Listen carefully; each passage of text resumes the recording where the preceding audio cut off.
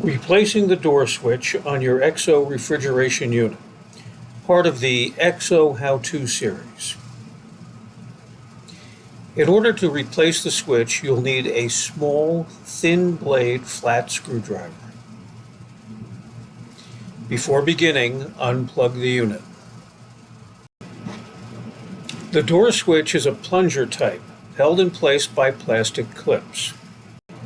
To remove it, pry it up carefully at the edges using the screwdriver. Be careful not to scratch the finish. The switch will then pop out, exposing the two wire connections at the rear.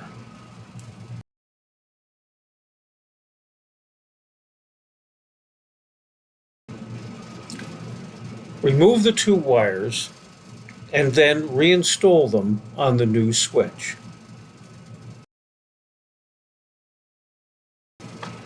After installing the wires, align the switch with the opening and then press it firmly in place on either side of the plunger. You should hear a click as the switch snaps in place. Plug your unit back in and you're all done. And thanks for choosing XO.